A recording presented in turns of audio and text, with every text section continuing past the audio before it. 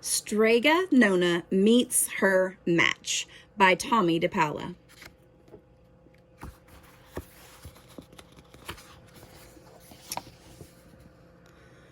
Nothing much happened in the little town in Calabria where Strega Nona lived. At least, nothing had happened since Big Anthony had left Strega Nona's magic pasta pot alone. Bambolona, the baker's daughter, was learning how to become a strega too. She listened to everything Strega Nona told her, not like Big Anthony, who never listened to anyone. Bambolona kept everything running smoothly, so life was peaceful in Strega Nona's little house on the hill. Then one day, a letter arrived for Strega Nona. It was from Strega Emilia, who lived on the other side of the mountain. Cara Strega Nona, the letter read, I would like to pay you a visit. Would next week be convenient? Please let me know.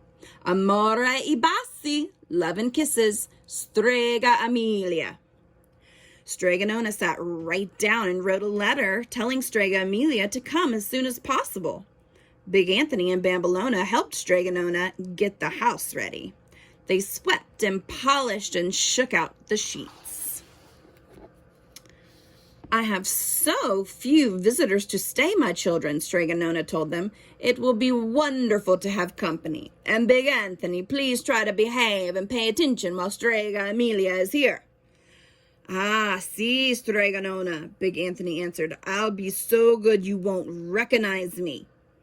I'll believe that when I see it, Bambolona whispered to Strega Nona. Shh, now be nice, Bambolona, Strega Nona whispered back.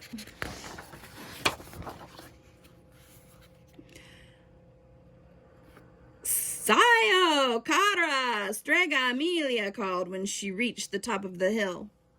Ah, my dear friend, Strega Nona said, Avante, avante, come in, come in.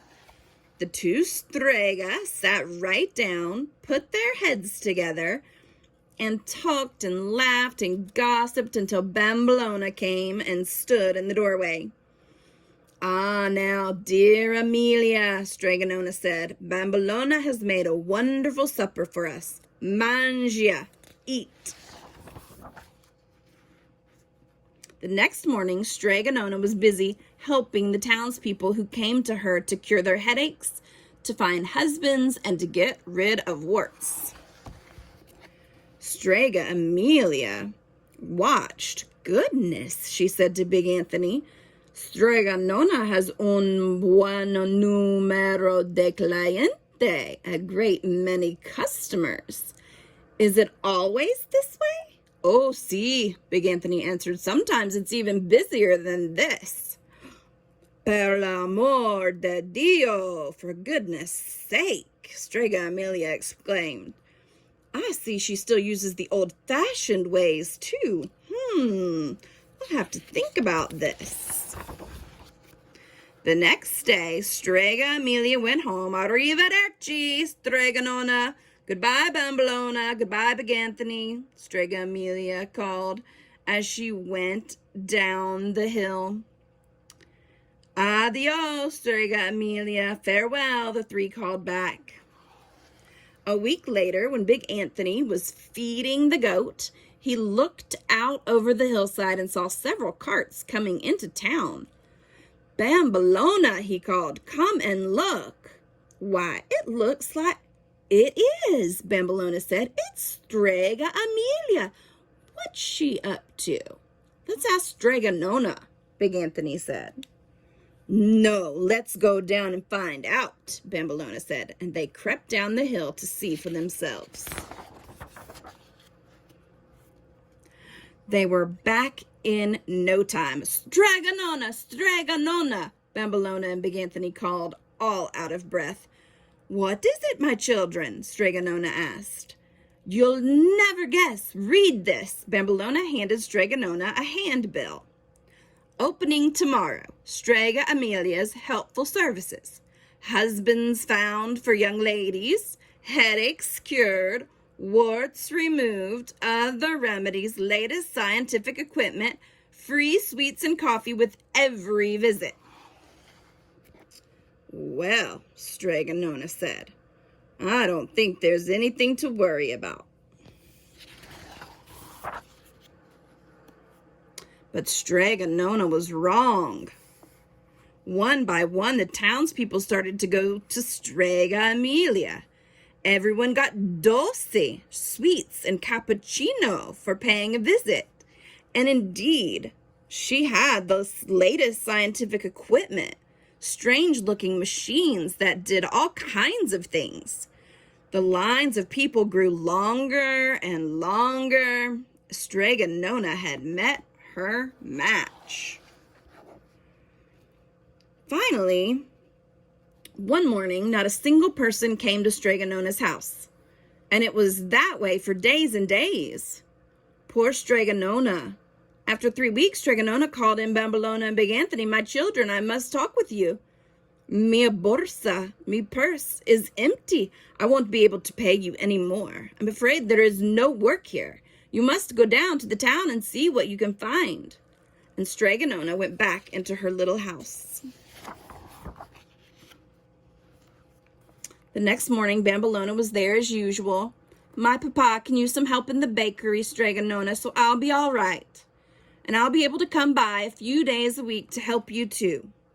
Ah, my sweet Bambolona, you are so good, Strega Nona told her. But what about our big Anthony? Here he comes now, Bambolona said. Oh, Strega Nona! Bambolona, you'll never guess, I have a new job, Big Anthony shouted out, all smiles. You don't have to sound so happy about it, Bambolona scowled. Now, Strega Nona said, tell us, Big Anthony, what is it? I'm going to work for Strega Emilia, Big Anthony exclaimed. You're what? Bambolona screamed. Stop, yelled Big Anthony. Yes, Bambolona, stop, Strega Nona said. I think that is wonderful, Big Anthony. When do you start? Bambolona hit him with her purse. Oh, my goodness. Today, Strega Nona, I have to run there right now. Wish me luck, Big Anthony said, as he turned and ran down the hill. Buena fortuna. Good luck, Strega Nona called after him. How could he? How could he? The big ungrateful traitor, Bambolona fumed. Oh, Big Anthony, you are such a help to me, Strega Emilia exclaimed, as Big Anthony followed her around doing exactly what he was told. He polished the husband and wife machine. He filled up the wart cream jars. He stirred the hair restorer in the big pot on the stove. Well, Big Anthony, business is booming, Strega Emilia remarked one morning. I had a feeling that people would like the modern ways, especially my headache machine. And now that you have been here a few weeks, I'm going to leave you in charge for a few days while I go over the mountain to get the rest of my equipment. Now sit down and listen carefully while I explain how to run everything. Big Anthony smiled. He was in charge. The first day, he ran the husband and wife machine backward. The second day, he confused the wart cream with the hair restorer.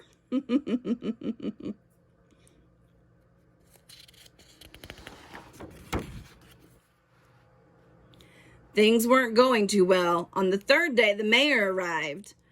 Buongiorno, Signora Mayor, Big Anthony said. What can I do for you? Oh, Big Anthony, the mayor groaned. I have a terrible headache. Strega Emilia's machine is a wonder. Strap me in. Big Anthony settled the mayor in the headache machine and picked up the diagram that showed how to work it. He looked at the diagram. It was very complicated. And it was upside down.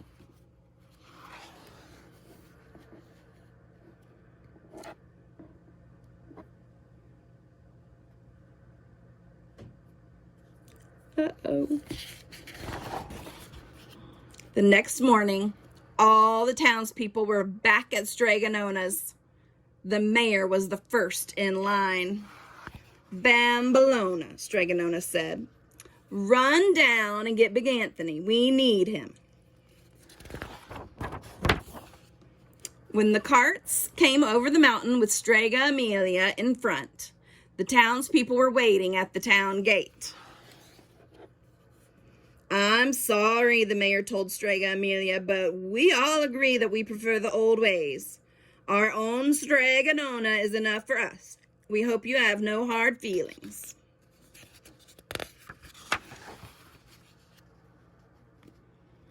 Arrivederci, Strega Emilia, Strega Nona said. I'm sorry it didn't work out for you.